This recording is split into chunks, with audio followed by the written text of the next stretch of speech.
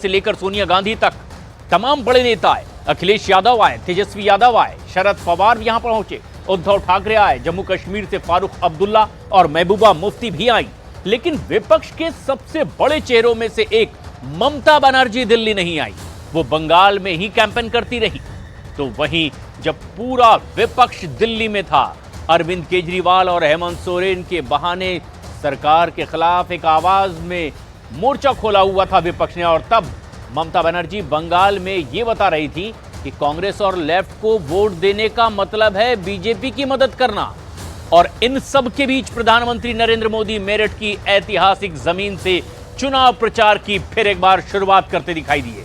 विपक्ष पर खूब बरसे प्रधानमंत्री, लेकिन खबर तो ममता बनर्जी का एक बयान बन गया जिससे बीजेपी से ज्यादा कांग्रेस परेशान है।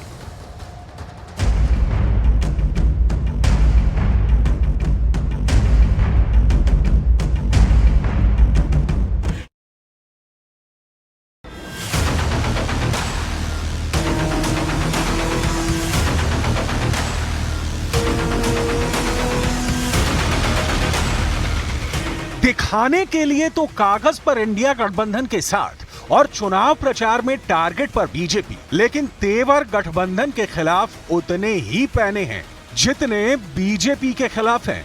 ममता बनर्जी का एजेंडा सेट है, वो है पश्चिम बंगाल में अपने सबसे बड़े दुश्मन बीजेपी को किसी भी तरह रोकना, टीएमसी का किला बचाना। वो एक मंझे हुए पॉलिटिकल लीडर की तरह बीजेपी को अपनी पिच पर घेर रही हैं। और इसके लिए उन्होंने सीएए के मुद्दे को प्रचार में सबसे बड़ा हथियार बना लिया है। महुआ मोइत्रा के लिए रैली करने पहुंची ममता बनर्जी ने कहा कि वो किसी भी सूरत में पश्चिम बंगाल में नागरिकता संशोधन कानून लागू नहीं होने देगी।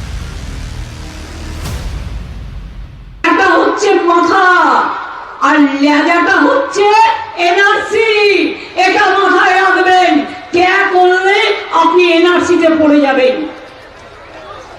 জিজ্ঞেস করুন না বিজেপির যারা নেতা তারা কেন কেটে আপিল করছে না। বিজেপির যারা লোকসভা ভোটে দাঁড়িয়েছে বলুন সবাইকে কেটে আপিল করতে, যেই করবে বিদেশি হয়ে যাবে, দাঁড়ানো হবে না।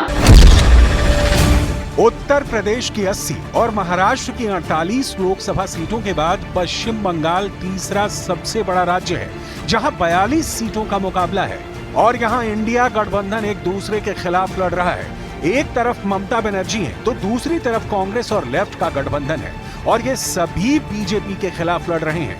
ये पोस्टर बताता है कि बंगाल की लड़ाई कितनी दिलचस्प होने जा रही है। पश्चिम बंगाल की राजनीति में सबसे बड़ा उबाल सिर्फ दो दलों में देखा जा रहा है। इस वक्त सबसे बड़ी फाइट बीजेपी और टीएमसी में नजर आ रही है। दोनों के बीच जो बड़े मुद्दे हैं वो सीएए है, संदेश खाली है, भ्रष्टाचार, टीएमसी नेताओं के खिलाफ जांच, बांग्लादेश से घुसपैठ का मुद्दा भी है।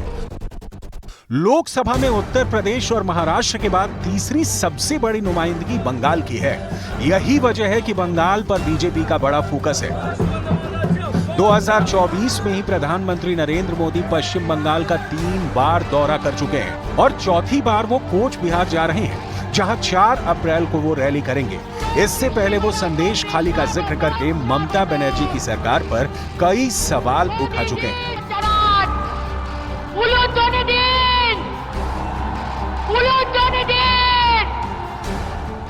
गरीब, दलित, वंचित, आदिवासी परिवार की बहनों बेटियों के साथ टीएमसी के नेता जगह जगह अत्याचार कर रहे हैं। लेकिन टीएमसी सरकार को अपने अत्याचारी नेता पर भरोसा है, बांग्ला बहन बेटियों पर भरोसा नहीं है। इन्हीं मुद्दों को लेकर बीजेपी इस वक्त पश्चिम बंगाल में टीएमसी के खिलाफ सबसे आक्रामक नजर आ रही है। माहौल ऐसा है कि किसी भी लोकसभा सीट पर उम्मीदवार कोई भी हो, ये चुनाव नरेंद्र मोदी बनाम ममता बनर्जी नजर आ रहा है। न्यूज 18 की राइजिंग भारत समिट में अमित शाह दावा कर चुके हैं कि बंगाल में बीजेपी इस बार 25 सीट जीतेगी। मैं बॉटम का आंकड़ा भी कह देता हूं जी, क्योंकि चुनाव काफी बाकी है, वहां 7 चरण में चुनाव होना है। बॉटम का आंकड़ा हमारा 25 है। 25 से ज्यादा सीट हम निश्चित रूप से बंगाल में जीतेंगे। इस बार बंगाल में भारतीय जनता पार्टी सबसे बड़ी पार्टी बनकर उभरी। पश्चिम बंगाल में इस बार भी बड़ा मुकाबला बीजेपी और टीएमसी के बीच नजर आ रहा है। 2019 के लोकसभा चुनाव में टीएमसी 22 सीट जीती थी, जबकि बीजेपी ने गजब का प्रदर्शन करके 18 लोकसभा सीटें जीत ली थी। कांग्रेस को सिर्फ 2 सीट मिली थी। पिछली बार 18 सीट जीतने वाली बीजेपी ने इस बार 25 सीट पर जीत का दावा किया है। पश्चिम बंगाल में बीजेपी बहुत ज्यादा आक्रामक राजनीति कर रही है और टीएमसी को भी मालूम है कि उसे सबसे बड़ी चुनौती बीजेपी से ही मिल रही है। एनडीए या कहें कि बीजेपी ने 400 से ज्यादा सीट जीतने का दावा किया है। हालांकि ममता बनर्जी ने कहा है कि बीजेपी 200 सीट भी नहीं जीत पाएगी। ममता बनर्जी का गढ़ बंगाल है। वो बंगाल में ही बीजेपी को रोक सकती हैं। बाकी भारत में वो कहने के लिए इंडिया गठबंधन के साथ हैं। दिल्ली में हुए इंडिया गठबंधन की रैली में वो नहीं गए, जबकि वहां अखिलेश यादव से लेकर शरद पवार और उद्धव ठाकरे से लेकर तेजस्वी यादव और फारूक अब्दुल्ला तक मौजूद थे। सोनिया गांधी मौजूद थी, राहुल गांधी थे, लेकिन ममता बनर्जी नहीं है। सवाल है कि क्या ममता बनर्जी अब कांग्रेस के लीडर्स के साथ मंच साझा नहीं करना चाहती? सवाल है ममता बनर्जी कांग्रेस को क्या मैसेज देना चाहती हैं? राहुल गांधी और सोनिया गांधी से दूरी बनाकर ममता बनर्जी क्या अकेले दम पर बंगाल जीत जाएंगी? ममता बनर्जी खुद तो दिल्ली नहीं आई, लेकिन पार्टी के कुछ नेताओं को रामलीला मैदान जरूर भेजा। यानी वो गठबंधन ना करके भी गठबंधन में बने रहना चाहती हैं। वो दिखाना चाहती हैं कि उनकी पार्टी टीएमसी बीजेपी के खिलाफ है, लेकिन बंगाल में कांग्रेस के साथ नहीं है। Let me first state the All India Trinamool Congress is very much was, is and will be part of the India Alliance. अब इंडिया गठबंधन और टीएमसी के रिश्तों का अजीबोगरीब मकड़जाल समझिए। दिल्ली में टीएमसी नेताओं ने कहा कि ममता बनर्जी पूरी तरह इंडिया गठबंधन में शामिल है, लेकिन पश्चिम बंगाल में ममता बनर्जी कह रही हैं कि कांग्रेस और लेफ्ट को वोट करने का मतलब है बीजेपी को वोट करना। यानी टीएमसी बीजेपी के खिलाफ है, कांग्रेस के खिलाफ है, लेफ्ट के खिलाफ है। यानी बंगाल से बाहर उसके नेता कांग्रेस के भी साथ हैं, लेफ्ट के भी साथ हैं, सब एक मंच साझा कर रहे हैं। हालांकि ममता बनर्जी गायब हैं। अब 4 अप्रैल को प्रधानमंत्री नरेंद्र मोदी कोच बिहार में रैली करने जा रहे हैं। चुनाव की तारीखों का ऐलान होने के बाद यह उनका पहला बंगाल दौरा है। यहाँ पे जो मूल युद्ध है वो 1757 में कौन किससे लड़ा था वो मूल इशू नहीं है। जो मूल इशू है वो लोगों को राशन दे रहा है ममता बनर्जी, लोगों का हेल्थ कार्ड करा रही है ममता बनर्जी, लक्की भंडार दे रही है ममता बनर्जी, जो भी काम कर रहा है वो दे रही है ममता बनर्जी। ये पॉजिटिव डेवलपमेंट को सामने रख के हम ये मूल इशू है। कोच बिहार हाल ही में तब खबरों में आया था जब बीजेपी और टीएमसी कार्यकर्ताओं के बीच हिंसा हुई थी। इसमें एक केंद्रीय मंत्री और टीएमसी विधायक भी आमने सामने आ गए थे। पश्चिम बंगाल का चुनाव बहुत तनाव देता है। यही सबसे बड़ी वजह है कि 42 सीट वाले पश्चिम बंगाल में 7 चरणों में मतदान कराया जा रहा है। इससे पहले 2021 में पश्चिम बंगाल में हुए विधानसभा चुनाव 8 फेज में कराए गए थे। तब केंद्रीय बलों की 1000 कंपनी तैनात की गई थी। फिर भी चुनाव के दौरान हुई हिंसा में 12 से ज्यादा लोगों की मौत हुई थी। इन 12 लोगों में बीजेपी, टीएमसी और लेफ्ट तीनों दल के कार्यकर्ता शामिल थे। यानी पश्चिम बंगाल में चुनाव और हिंसा ये रिश्ता दशकों पुराना है। नेशनल क्राइम रिकॉर्ड ब्यूरो के आंकड़े बताते हैं कि औसतन पश्चिम बंगाल में हर साल 20 राजनीतिक हत्याएं हुई हैं और ऐसा 1999 से 2016 तक होता आया है। पश्चिम बंगाल पर गृह मंत्रालय के आंकड़े बताते हैं कि 2019 लोकसभा चुनाव के दौरान हिंसा की 693 घटनाएं हुई, 11 लोगों की हत्या हुई। 2018 के पंचायत चुनाव के दौरान 23 लोगों की मौत हुई। 2021 में पश्चिम बंगाल में राजनीतिक हिंसा की 1017 घटनाएं हुई, 60 लोगों की हत्याएं हुई। 2023 में कोच बिहार और मिदनापुर में बीजेपी के 2 कार्यकर्ताओं की हत्या हुई थी, जबकि टीएमसी के एक कार्यकर्ता का मर्डर हुआ था। 2024 में ही बारासात और मुर्शिदाबाद में टीएमसी के 2 स्थानीय नेताओं की हत्या हुई है। 2019 के बाद सिर्फ टीएमसी और बीजेपी कार्यकर्ताओं के बीच हुए खूनी संघर्ष में 47 लोगों की मौत हुई है। इनमें 38 तो पश्चिम बंगाल में हुई है। इसलिए कोच बिहार पर अभी से सबकी नजरें हैं। पश्चिम बंगाल में पहले 2 चरण के चुनाव बहुत खास हैं। कोच बिहार की सीट, जो शुरुआत में ही चुनावी हिंसा का चश्मदीद बन चुकी है, वो भी इसमें शामिल है। पहले 2 चरण में पश्चिम बंगाल की जो सीट मुकाबले में होगी, उनमें 19 अप्रैल को अलीपुरद्वार, कोच बिहार, जलपाईगुड़ी में वोट डाले जाएंगे। दूसरे फेज में 26 अप्रैल को दार्जिलिंग, रायगढ़ और बालूरघाट में वोट डाले जाएंगे। पहले चरण से लेकर आखिरी चरण तक पश्चिम बंगाल में वोटिंग होती रहेगी। इसलिए पश्चिम बंगाल लगातार खबरों में बना रहेगा। बंगाल के चुनाव में इस बार सीएए बड़ा मुद्दा बन चुका है और इस बार ममता बनर्जी भी अपनी हर सभा में सीएए पर आक्रामक नजर आ रही हैं। एक बात साफ है कि 4 जून को जो भी नतीजे आएंगे, उसमें पश्चिम बंगाल के मतदान का बहुत अहम रोल होगा। 42 सीट वाला पश्चिम बंगाल वो सूबा है जहां बीजेपी ने पिछले कुछ सालों में बहुत चौंकाया है। लोकसभा चुनाव से लेकर विधानसभा चुनाव तक बीजेपी की सेंध टीएमसी के किले में लग चुकी है। लिहाजा 2024 के चुनाव में भी वो टीएमसी से दोगुनी ताकत से लड़ने की कोशिश कर रही है। इधर राजधानी दिल्ली के रामलीला मैदान में 27 पार्टियों के नेताओं ने मंच साझा किया। सुबह से लेकर शाम तक रामलीला मैदान में तानाशाही हटाओ, लोकतंत्र बचाओ का नारा गूंजता रहा। लेकिन रैली में इस नारे के बीच जो दिखा वो चौंकाता है। प्रधानमंत्री नरेंद्र मोदी को घेरने निकले विपक्ष के नेता अपना अपना राग अलापते नजर आए और कहा गया कि रैली चुनावी नहीं है। लेकिन 1-2 नेताओं को अगर हम छोड़ भी दें तो बाकी के सभी नेता सिर्फ अपनी भड़ास निकालते ही दिखाई दिए। ऐसे में सवाल ये कि क्या विपक्ष इसी दम पर दावा कर रहा है कि वो मोदी के विजय रथ को रोकने में सक्षम है? रामलीला ग्राउंड की ये फुल रिपोर्ट देखिए और समझिए क्या है विपक्ष की लीला।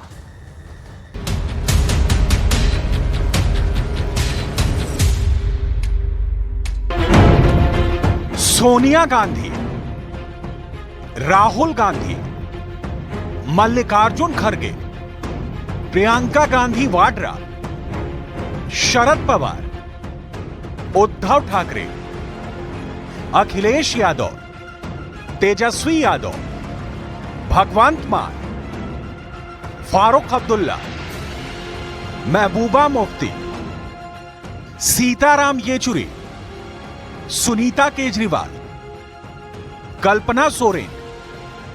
दिल्ली के रामलीला मैदान का मंच इंडिया गठबंधन के नेताओं से खचाखच भरा था। सब मोदी विरोध के बाजे गाजे के साथ पहुंचे थे। हर किसी का दर्द छलका। सबने मोदी विरोध का कारण जनता को सुनाया, समझाया, बताया। शुरुआत शराब घोटाले के आरोप में ईडी की कस्टडी में कैद अरविंद केजरीवाल की पत्नी सुनीता केजरीवाल ने जो कहा उससे करते हैं।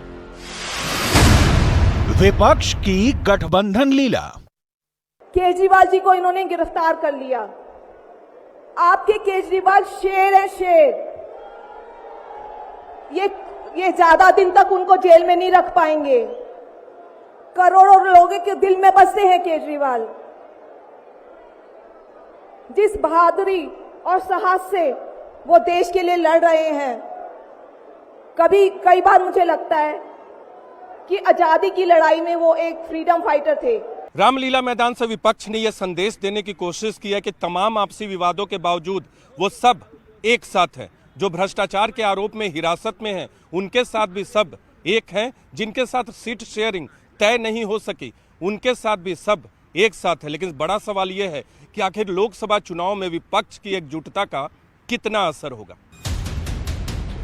सभी बोले, एक एक कर नाम पुकारा गया और नेतागण माइक संभालते रहे। रामलीला मैदान की अब तक की हुई सारी रैलियों में यह सबसे अलग था, बिल्कुल जुदा। इंडिया गठबंधन का नाम बार बार दोहराया गया। अनेक बार तानाशाही हटाओ, लोकतंत्र का नारा गुंजायमान हुआ। लेकिन कोर में एक ही मुद्दा छाया रहा, केजरीवाल को बचाओ, हेमंत सोरेन को बचाओ। सुनीता केजरीवाल ने पति का संदेश पढ़ा। उसके बाद बारी हेमंत सोरेन की पत्नी कल्पना सोरेन की आई। 2 महीने पहले इसी दिन 31 जनवरी को हेमंत जी को जेल में डाला गया। 2 महीने से जेल में है।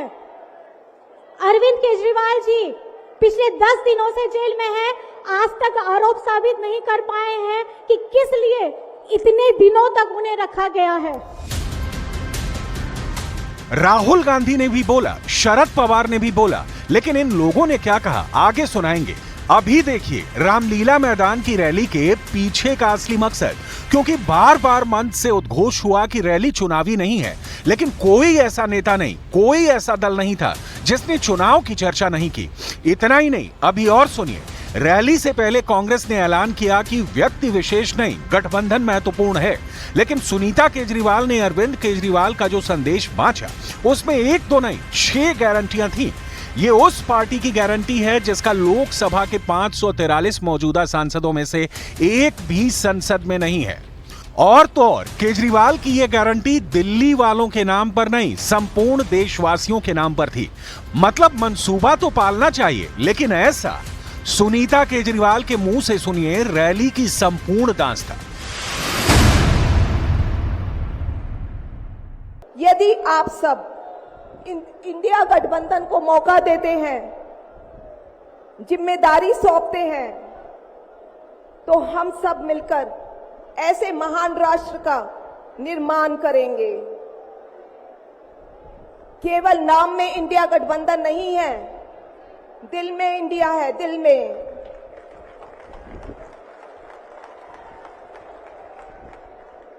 मैं इंडिया गठबंधन की ओर से आज 140 करोड़ लोगों भारतवासियों को 6 गारंटी देता हूं। अब आते हैं उन मुद्दों पर जिसे रामलीला मैदान के मंच से दोहराया गया। विपक्ष के खिलाफ केंद्रीय एजेंसियों का इस्तेमाल, भ्रष्टाचार के इल्जाम में जानबूझकर विरोधियों को जेल भेजना, इलेक्टोरल बॉन्ड के जरिए उगाही, चुनाव में मैच फिक्सिंग। हमारी टीम में से मैच शुरू होने से पहले 2 खिलाड़ियों को अरेस्ट करके अंदर कर दिया। तो भाइयों और बहनों, ये जो चुनाव हो रहा है, नरेंद्र मोदी जी इस चुनाव में मैच फिक्सिंग करने की कोशिश कर रहे हैं। कांग्रेस को कष्ट है केजरीवाल के जेल जाने, हेमंत सोरेन के अरेस्ट होने और लोकतंत्र बचाने से ज्यादा अपना खाता फ्रीज होने का, चुनाव के ऐन पहले अकाउंट के बंद हो जाने का। कांग्रेस अध्यक्ष मल्लिकार्जुन खड़गे ने पार्टी का दर्द बताया, चुनाव में मोदी को घेरने का कारण बताया, समझाया कि बीजेपी विरोधियों को इस कदर तोड़ देना चाहती है कि चुनाव में उनके सामने कोई खड़ा नहीं हो पाए। नड्डा जी ने पूछा कि आपका चुनाव प्रचार कब से हो रहा है और आपका लिस्ट कब फाइनल हो रहा है, तो मैंने यही कहा हमारा लिस्ट तो फाइनल हो रहा है, लेकिन हम जो चुनाव करना चाहते हैं वो निष्पक्ष चुनाव नहीं हो रहा और मेरे खाते में, मेरे पार्टी के खाते में जो पैसे थे वो पहले ही चोरी हो गए हैं। इंडिया गठबंधन का जो सबसे बड़ा सच है वो ये कि पटना में रैली हुई तो आरजेडी ने उसे हाईजैक कर लिया, रामलीला मैदान में रैली हुई तो आम आदमी पार्टी ने हाईजैक कर लिया। अब अगली रैली कहां होगी और किस पार्टी की मुहर उस पर लगेगी, ये देखना बहुत दिलचस्प होगा। और इस सब के बीच सवाल यह है कि रामलीला मैदान का मैसेज 2 दिल्ली दमन किस लेवल पर रंग लाएगा। विपक्ष भरा बैठा है। प्रधानमंत्री मोदी को चुनावी मोर्चे पर घेरने की अब तक की सारी नाकाम कोशिशों के बीच रामलीला मैदान का मंच विपक्षी नेताओं के लिए उम्मीद की किरण दिखी। लेकिन सवाल तो बंटवारे का है। देश के नक्शे पर समझिए, रामलीला मैदान वाली रैली के पहले इंडिया गठबंधन के नेताओं के बीच किस तरह का तालमेल जनता ने देखा।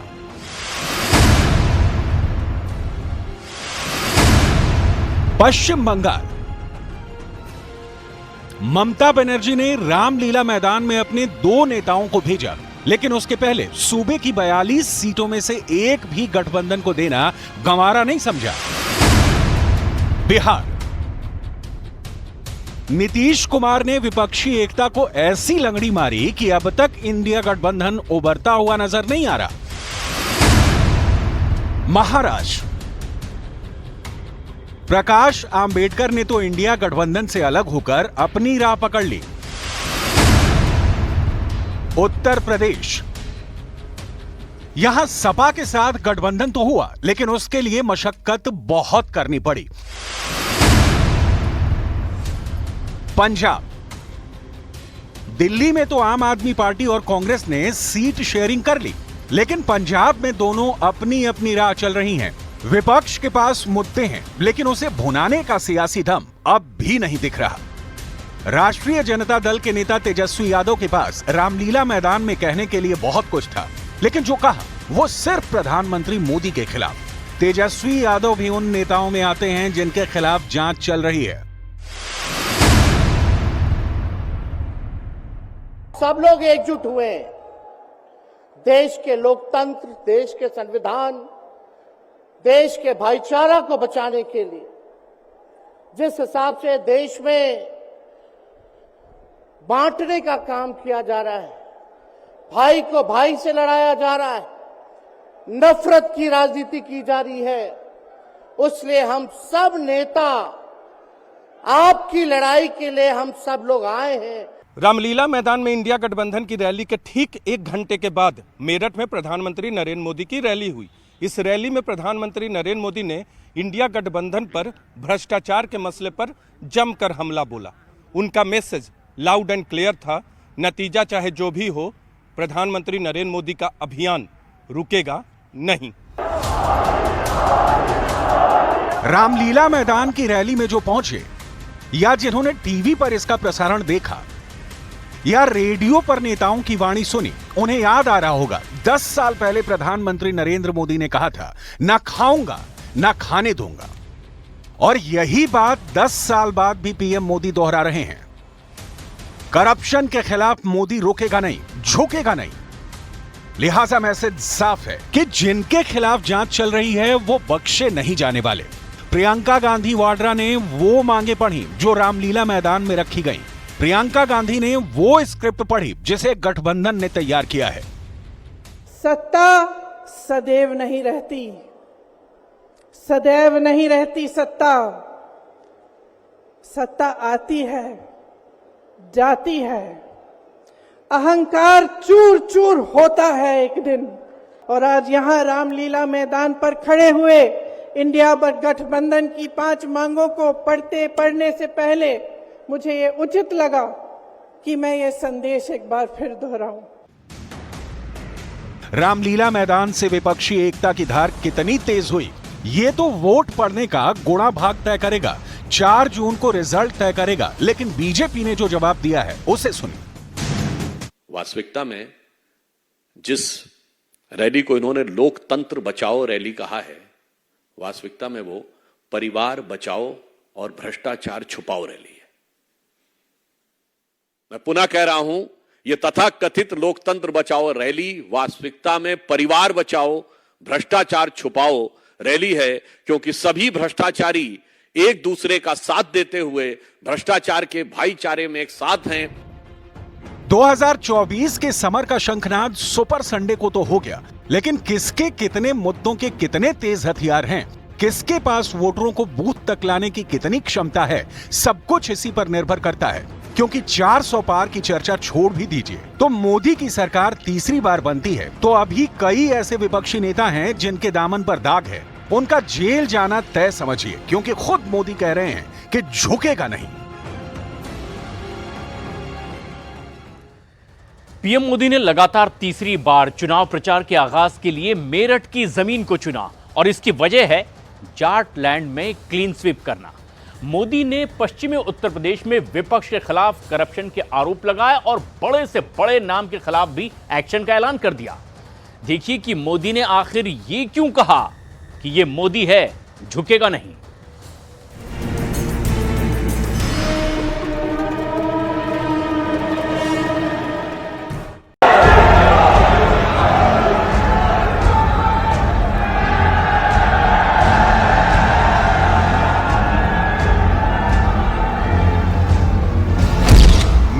में मोदी का मेगा शो। तीसरी बार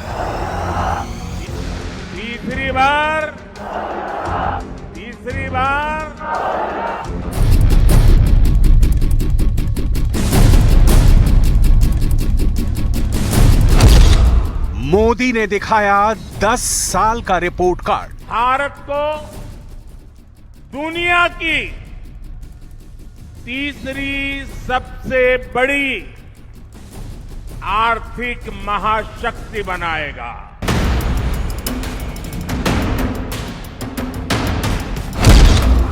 मोदी ने असंभव को बनाया संभव। अयोध्या में रामलला का भव्य मंदिर बनेगा। ये लोगों को असंभव लगता था। मेरठ में मोदी ने हैट्रिक लगाई है। चुनावी अभियान के आगाज की हैट्रिक। मोदी का मेगा शो कई लिहाज से अद्भुत बना। मोदी को सुनने के लिए लाखों लोग जुटे। मेरठ रैली में एनडीए की एकता दिखी। मोदी से पहले जयंत चौधरी और योगी आदित्यनाथ ने रैली का जोश बढ़ाया, लेकिन जिस अंदाज में पीएम मोदी का मेरठ रैली में स्वागत हुआ वो देखते ही बन रहा था। किसानों का हल, अयोध्या के राम मंदिर का मॉडल, फूलों की माला, मेरठ में मोदी का ग्रैंड वेलकम अलग अंदाज में हुआ। लेकिन जब उनके हाथ में क्रिकेट का बैट आया तो चुनावी दंगल में धुआंधार बैटिंग शुरू हो गई। ताबड़तोड़ अंदाज में मोदी ने चुनावी प्रचार की पारी की शुरुआत की। मेरठ की धरती से मोदी ने भारत को आर्थिक महाशक्ति बनाने की हुंकार भरी है। सिर्फ एक सरकार बनाने का चुनाव नहीं है। कौन सांसद बने कौन न बने इसका चुनाव नहीं है। 2024 का चुनाव विकसित भारत बनाने के लिए है।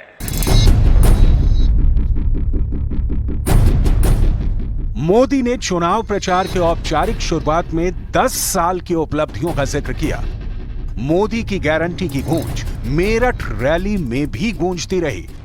लखपति दीदी को लेकर मोदी ने नया कीर्तिमान रचने का भी ऐलान कर दिया।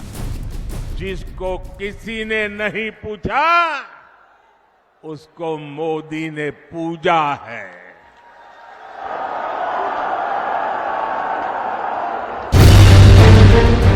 मेरठ में मोदी के मेगा शो में योगी आदित्यनाथ की एक बात बड़ी असरदार साबित हुई। सीएम योगी ने रैली में लोगों से कर्फ्यू और कांवड़ में से एक को चुनने की अपील की। योगी का यह बयान दंगे के दौर से गुजरे जाटलैंड में बेहद असरदार साबित होने वाला है।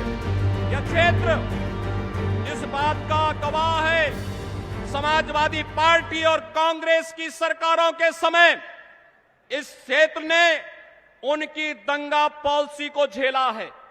एक तरफ भारतीय जनता पार्टी और सहयोगी दल प्रधानमंत्री मोदी जी के नेतृत्व में देश को विकसित भारत की इस परिकल्पना को साकार करने के लिए पूरी मुस्तैदी और मजबूती के साथ कार्य कर रही है, तो दूसरी तरफ वे विभाजनकारी ताकतें परिवारवाद और जातिवाद के आधार पर सामाजिक ताने बाने को छिन्न भिन्न करने का कार्य भी कर रही हैं।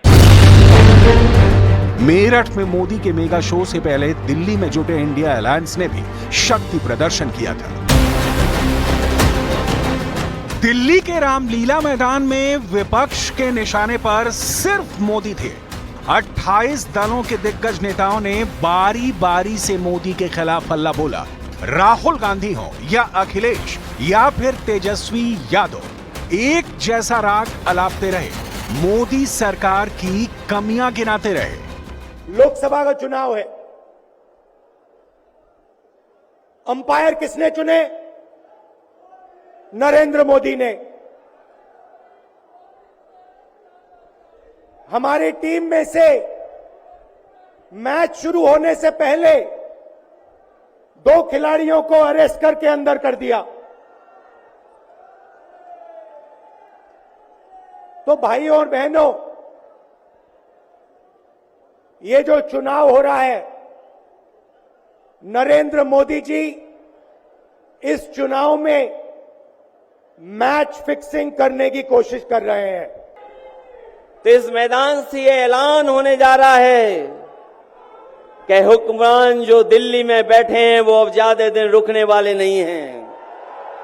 और आप लोगों ने गोविंदा का फिल्म का एक गाना सुना होगा कि तुम तो धोखेबाज हो, वादा करके भूल जाते हो। रोज रोज मोदी जी तुम ऐसा करोगे, रोज रोज मोदी जी तुम ऐसा करोगे, जनता जो रूठ गई तो हाथ मलोगे। अरे तुम तो धोखेबाज हो, वादा करके भाग जाते हो। विपक्ष के तीखे हमलों को नरेंद्र मोदी ने मेरठ में धुआं कर दिया। मोदी ने जब मंच संभाला और रॉ में आए तो इंडिया अलायंस पर करारा प्रहार किया। बड़े बड़े भ्रष्टाचारी आज सलाखों के पीछे हैं।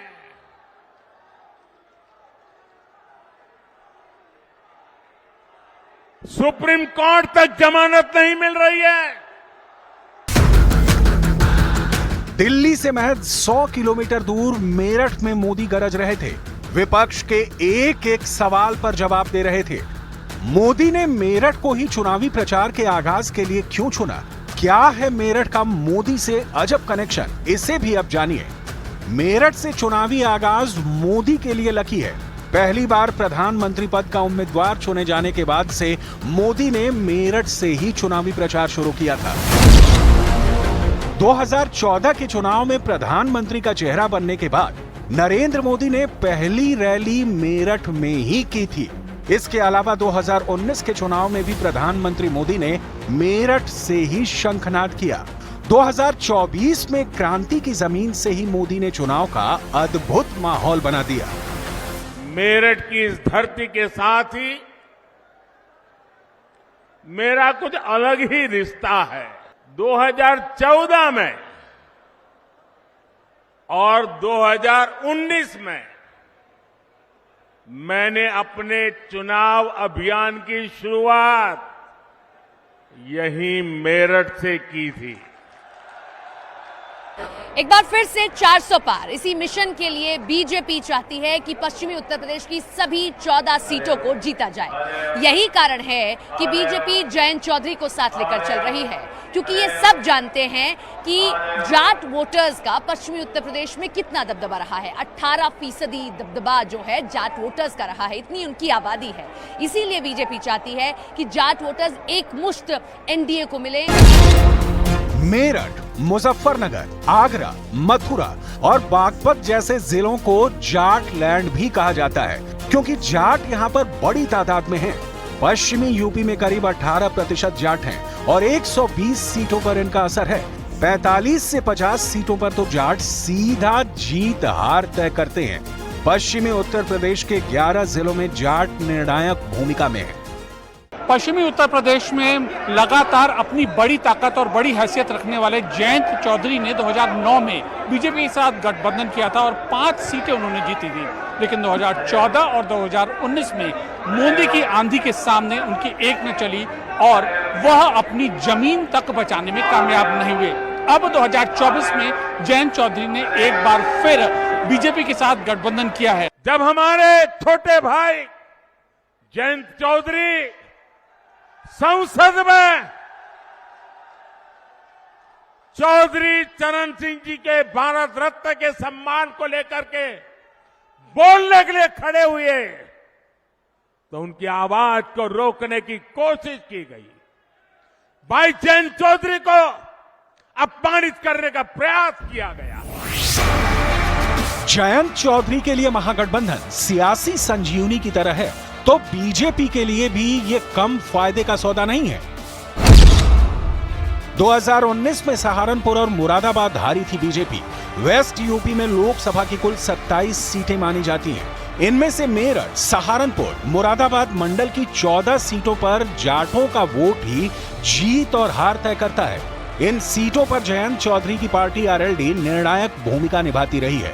2019 लोकसभा चुनाव में इन 14 सीटों में से सिर्फ 7 सीटें मेरठ, मुजफ्फरनगर, कैराना, गाजियाबाद, गौतम बुद्ध नगर, बुलंदशहर पर बीजेपी को जीत मिली थी, जबकि सहारनपुर, मुरादाबाद, संभल, नगीना, अमरोहा, बिजनौर और रामपुर सीटों पर बीजेपी को हार मिली थी। इनमें 4 पर बीएसपी और 3 पर सपा को जीत मिली थी। जाटलैंड में बीजेपी के साथ गठबंधन करने पर राष्ट्रीय लोकदल हर मौके पर मुनाफे में रही है। चुनावी इतिहास में झांकने पर पता चलता है कि चौधरी चरण सिंह के दौर से ये गठजोड़ सफल रहा है। जनसंघ के दौर में 1977 के चुनाव में भी भारत रत्न पूर्व प्रधानमंत्री चौधरी चरण सिंह और पूर्व प्रधानमंत्री अटल बिहारी वाजपेयी ने साथ-साथ प्रचार किया था।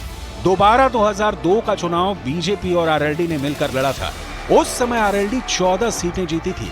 तीसरी बार बीजेपी और आरएलडी 2009 में साथ आए थे। 2009 के चुनाव में मथुरा से आरएलडी अध्यक्ष जयंत सिंह पहली बार संसद पहुंचे थे। कांग्रेस और सपा को देश के किसान, इस क्षेत्र के लोगों की घर घर जाकर के माफी मांगनी चाहिए। जयंत चौधरी पुरखों की विरासत को नई पहचान देने के लिए मोदी के साथ जुड़े हैं। बीजेपी नेता भी जाटलैंड में आरएलडी से गठजोड़ को जीत की गारंटी मान रहे हैं। करीब 13 साल बाद भारतीय जनता पार्टी और आरएलडी का लोकसभा चुनाव में गठबंधन हुआ है। इस गठबंधन से हुआ ये कि चौधरी चरण सिंह को भारत रत्न से नवाजा गया। वहीं सूबे की राजनीति में भी आरएलडी के एक विधायक अनिल कुमार को मंत्री पद दे दिया गया। वहीं उनके मथुरा के योगेश नहवार को एमएलसी बना दिया गया। तीसरी बार 4 जून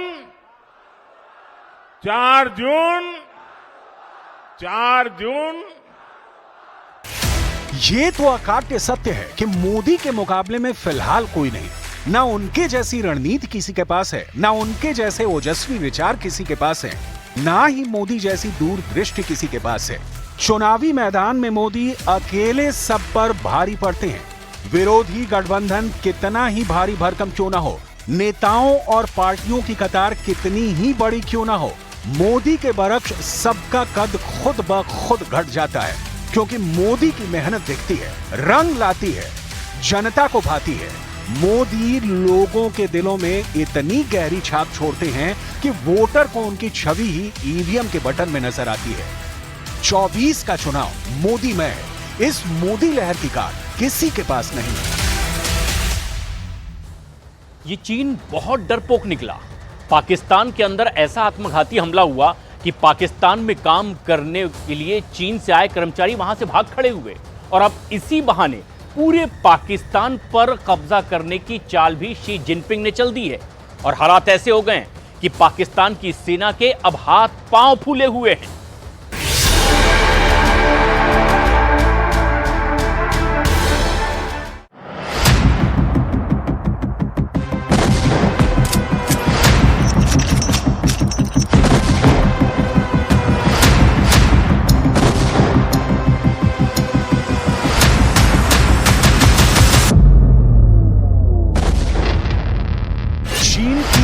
सारी हेकड़ी निकल चुकी है।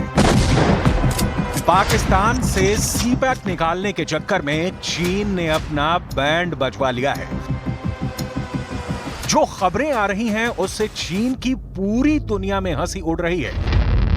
दरअसल पाकिस्तान के शांगला जिले में चीनी इंजीनियरों की गाड़ी पर आत्मघाती हमला हुआ था और इस आत्मघाती हमले में चीन के 5 इंजीनियर मारे गए थे। इसके बाद से ही चीन के कर्मचारी दहशत में हैं।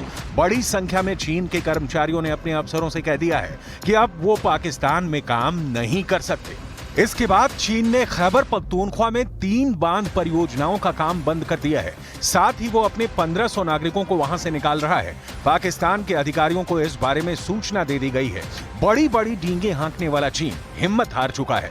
चीन के लोगों को पाकिस्तान में हर पल मौत का डर सता रहा है और इसीलिए पाकिस्तान की 9860 मेगावाट की तीनों परियोजनाएं ठप पड़ गई हैं। जिन बांधों का काम चीन ने रोका है उनमें से पहला 4320 मेगावाट बिजली क्षमता की दासू बांध परियोजना जिला कोहिस्तान में है। ये पेशावर से 350 किलोमीटर दूर है।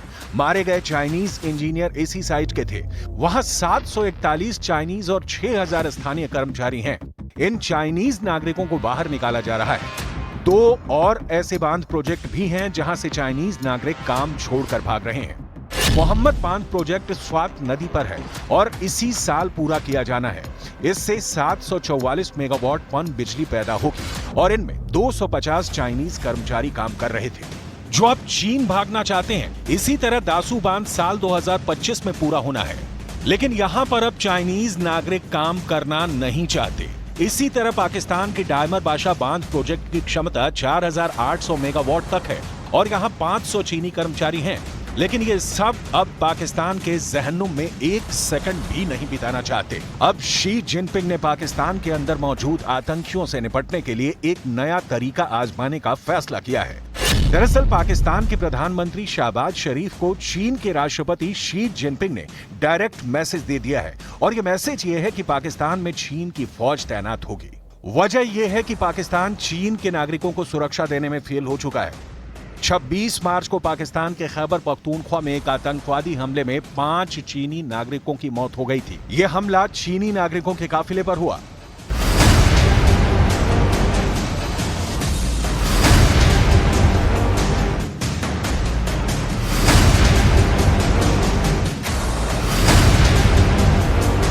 रॉयटर्स की रिपोर्ट के मुताबिक हमलावरों ने विस्फोटकों से लदे वाहन से चीनी इंजीनियरों के एक काफिले को टक्कर मार दी। काफिला इस्लामाबाद से खैबर पख्तूनख्वा प्रांत के दासू में अपने कैंप की ओर जा रहा था। ये पहली बार नहीं है कि पाकिस्तान में चीनी नागरिकों पर हमला हुआ। 20 मार्च को बलूचिस्तान में भी चीनी नागरिकों को निशाना बनाया गया। 2022 में भी कराची यूनिवर्सिटी के पास चीनी नागरिकों को निशाना बनाया गया। 2021 में भी हमला हुआ था जिसमें 9 चीनी नागरिक और एक बच्चे की मौत हुई थी। पाकिस्तान में चीन पाकिस्तान आर्थिक गलियारे के तहत कई प्रोजेक्ट बन रहे हैं। चीन ने पाकिस्तान को इन प्रोजेक्ट्स के लिए कर्ज दिया है, लेकिन इन प्रोजेक्ट्स में काम करने के लिए चीन से कर्मचारी आए हैं जिन्हें आतंकवादी निशाना बना रहे हैं। लिहाजा चीन अब अलर्ट है और पाकिस्तान में आतंकवादियों के खिलाफ पाकिस्तान के पसीजते दिल को देखते हुए सूत्रों के मुताबिक अब चीनी फौज पाकिस्तान में पहरा देगी। इसकी डिटेल आपको आगे दिखाएंगे। अभी वो पोस्टर जिससे भारत और चीन ही नहीं 4 देशों में आतंकी हमले की धमकी दी गई है। इस पोस्टर को बहुत गौर से देखिए। पाकिस्तान की हर गली, हर मोहल्ले, चौराहे में इसकी चर्चा हो रही है। पोस्टर पर जो कुछ लिखा है उसे पढ़कर हर भारतीय के ज़हन में एक साथ 2 बातें आएंगी। पहले तो खून खौल उठेगा और फिर जोर की हंसी आएगी। तो सवाल है कि ऐसा क्या है इस पाकिस्तानी पोस्टर में? भारत है, चीन है, डेनमार्क है और संयुक्त राज्य अमेरिका है। धमकी दी गई है कि इन 4 देशों में मॉस्को और कंधार जैसे आतंकवादी हमले को अंजाम दिया जाएगा। पोस्टर में कंधार हमले और मॉस्को हमले के फोटो भी लगाए गए हैं। मतलब ये कि रोटी के लाले पड़े हैं, लेकिन बम बनाएंगे, बारूद बिछाएंगे। एक तो नहीं, 4 देशों को एक साथ उड़ाएंगे, दहशत फैलाएंगे। अब आते हैं कि इस पोस्टर का सच क्या है, किसने जारी किया है ये पोस्टर, पोस्टर चिपकाने का मकसद क्या है और पोस्टर किस आतंकी संगठन ने चिपकाया है। इस पोस्ट को जारी किया है आतंकवादी संगठन इस्लामिक स्टेट पाकिस्तान प्रोविंस। खुफिया सूत्रों का दावा है कि यह संगठन पाकिस्तानी खुफिया एजेंसी ISI का मुखौटा संगठन है और इसका मकसद आतंकवादी संगठन के नाम पर भारत में आतंक मचाना है। इस संगठन के पोस्टर में अन्य देशों के नाम इसलिए दिए गए हैं जिससे लोगों को यह न लगे कि पाकिस्तानी खुफिया एजेंसी के इशारे पर भारत को धमकी जारी की गई है। मॉस्को को खून से रंग देने के बाद पाकिस्तान के आतंकवादी संगठनों के मंसूबे बुलंद हैं। मॉस्को के क्रॉकस सिटी हॉल में बंदूकधारियों ने 133 लोगों को भून डाला।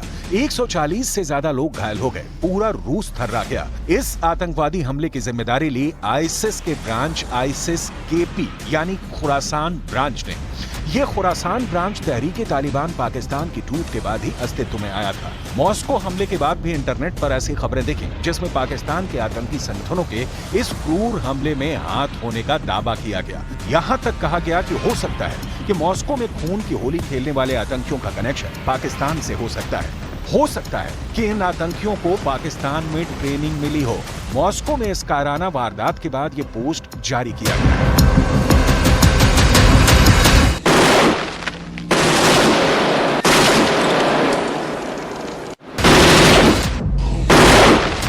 अभी 3 दिन हुए जब भारत ने संयुक्त राष्ट्र संघ में पाकिस्तान को भाषण बंद कर आतंकवाद पर नकेल लगाने की सलाह दी थी। आतंकवाद की नर्सरी बन चुके पाकिस्तान में आतंकवाद का आलम यह है कि ये जब भी जी चाहे पाकिस्तान को दहला देते हैं। पिछले हफ्ते मुल्क के नेवी बेस पर हमला हुआ था।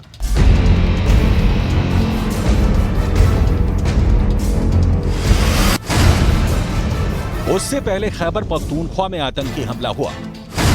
आतंकवाद के कारण ईरान से पाकिस्तान में घुसकर हमला किया। अफगानिस्तान पाकिस्तान के सीमा से सटे इलाकों में ऑपरेशन चलाता रहता है। कहने की गरज ये कि पाकिस्तान खुद आतंक के सामने घुटने टेक चुका है, लेकिन अपनी आदतों से बाज अब भी नहीं आ रहा। पाकिस्तान में इस वक्त कोहराम मचा हुआ है। आटा दाल के भाव तक पर हुकूमत का कंट्रोल नहीं रह गया है। जनता आधा पेट जिंदगी बसर कर रही है और इस बीच ये पोस्ट जिसे देखकर हंसी रोक पाना मुश्किल है। पाकिस्तान में ऐसा क्यों हो रहा है, इसका जवाब पाकिस्तान के बच्चे बच्चे को मालूम है और पाकिस्तानी हुक्मरान आवाम